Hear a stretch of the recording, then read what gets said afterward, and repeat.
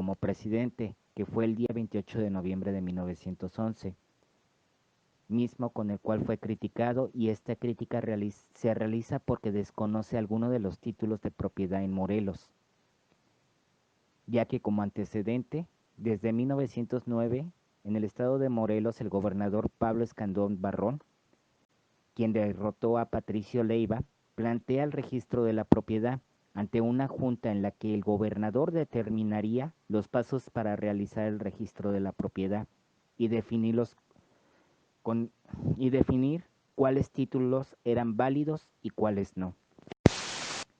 Situación que hizo resaltar el Plan de San Luis, en la cual desde 1910 ofrecía cumplir con los anhelos agrarios del pueblo mexicano.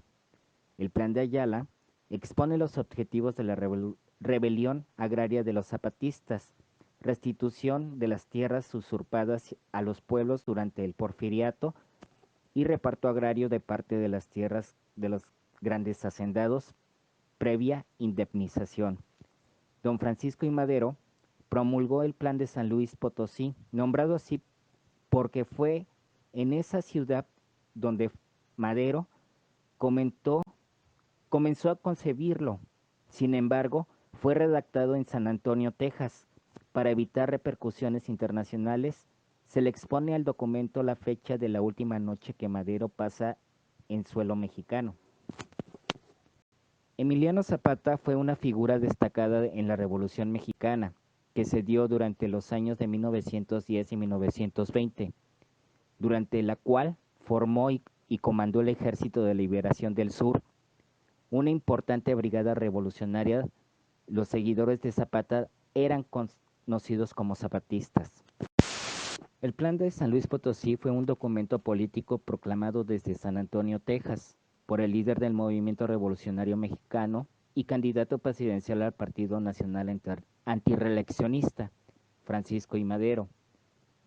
La Ciudad de México fue el escenario de la Decena Trágica, como se le denomina a los 10 días de enfrentamiento que generó el movimiento armado para derrocar al gobierno del presidente Francisco I. Madero durante los años de 1873 y 1913, el primer electo democráticamente en el país. El discurso de Luis Cabrera de 1912 fue un personaje clave en la orientación política, financiera y constitucional de la revolución.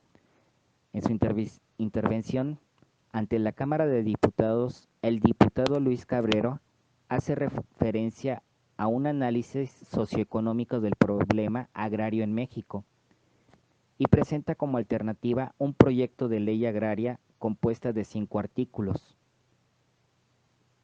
el cual podría traer un desorden nacional o la consolidación definitiva de la paz en condiciones económicas, ya que a pesar de la creación de la Comisión Nacional Agraria en el gobierno de Madero como institución, el cual creó instituciones importantes para la legislación en el reparto agrario, y precisamente la Comisión Nacional Agraria, un comité ejecutivo que está en contacto con la Dirección de Agricultura, con la sección de aguas de la Sierra de Fomento y con la Dirección Agraria. Las principales tareas que realizó la Comisión Ejecutiva fueron la creación de un programa y dictamen sobre la conservación y el fomento de los bosques, y la reglamentación del uso de las aguas y colonización. Las partes centrales de su discurso las enfoca a criticar el sistema de haciendas, que creció a costa de los ejidos, de las comunidades e incluso de las pequeñas propiedades agrarias. De ahí que se deban dictar medidas tributarias que igualen a la pequeña propiedad con la gran propiedad. Al igual, proponía reconstruir ejidos, pero no de manera o de forma individual, sino a los grupos sociales. También arrendar tierras o celebrar contratos de aparcería, o en su defecto, expropiar tierras por causa de utilidad pública para formar ejidos bajo la forma comunal. El propietario de las tierras ejidales sería la federación y el poseedor usufructo el ejidatario, que tendría como centro de sus actividades al ejido, cuya propiedad sería inalienable. El proyecto de ley se resume en los siguientes puntos. Artículo número 1.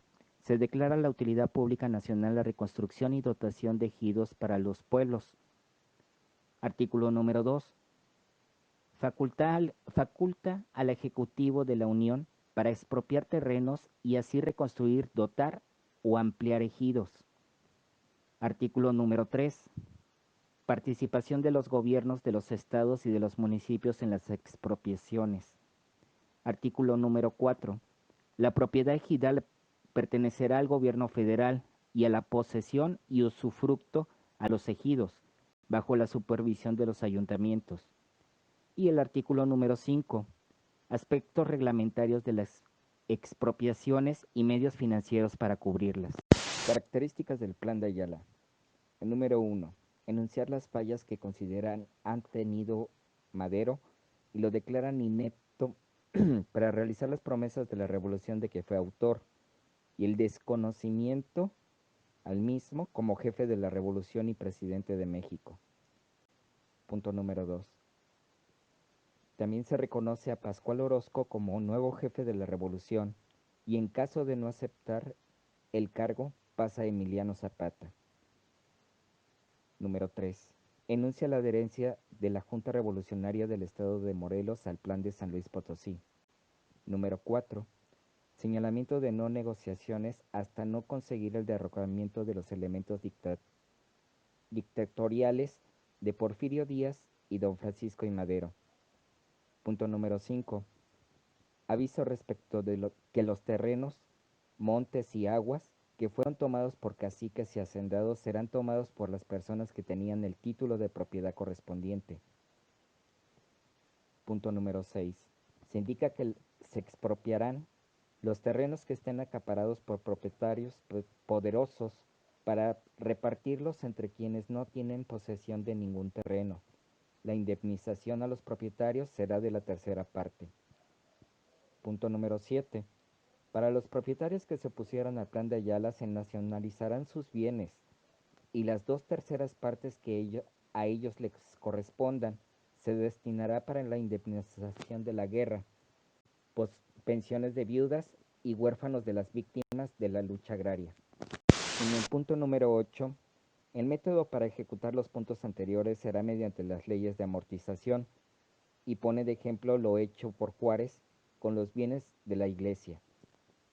El punto número 9, indicación de los gastos de la guerra estarán regidos por el Plan de San Luis Potosí. Punto número 10. Los jefes principales designarán al gobernador de cada estado para que también convoquen a elecciones y organice el poder público. Número 11. Exigen la renuncia de Madero y otros jefes dictatoriales. Estas son las características del Plan de Ayala. Características del discurso de Luis Cabrera. Para Luis Cabrera consideramos sobre su discurso las siguientes características. El punto número 1. La realización de un proyecto de ley en el cual consideró las condiciones de los campesinos mexicanos. Número 2. La necesidad de que se reintegrasen las tierras a los pueblos que las habían perdido. Y punto número 3. La expropiación de las tierras para reconstruir los ejidos para una causa de utilidad pública. Segunda característica. Parte importante del discurso es resaltar que las tierras habrían que tomarlas, mas no arrebatarlas o robarlas, ya que son necesarias para las cosechas tanto los estados de Morelos, Puebla e Hidalgo, teniendo clases rurales donde puedan vivir. Característica número 3. El desalojamiento de grandes masas de población traería consigo un desequilibrio, una perturbación de los elementos de trabajo ya establecidos y ese desequilibrio pudiera ocasionar una crisis peligrosa. La característica número 4 señalaba que la gran masa de la población que solicitaba estas tierras, la mayoría de los componentes carece de las aptitudes para ser propietarios y cumplir compromisos personales, mientras que si cumplirían los que contraiga colectivamente, la explotación de terrenos comunales se hará de una forma tal que solo las disfruten de ellos los que sean trabajadores los que cultiven y utilicen debidamente las parcelas que les correspondan.